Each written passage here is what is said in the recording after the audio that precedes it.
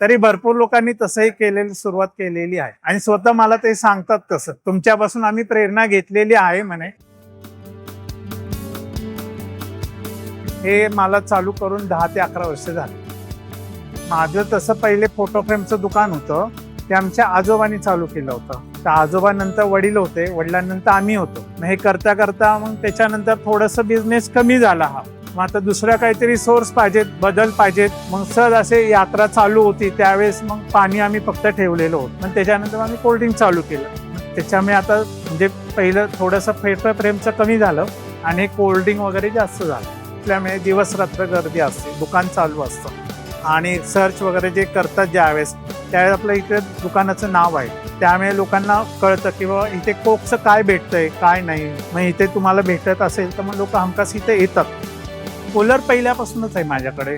हो, 2 कूलर आहेत पण छोटे आहेत. पण हा जो मोठा आहे तो गणपतीसाठी खास मागवलेला आहे, त्यामुळे कंपनी तेवढी कोऑपरेट करते दरवेळेस मला.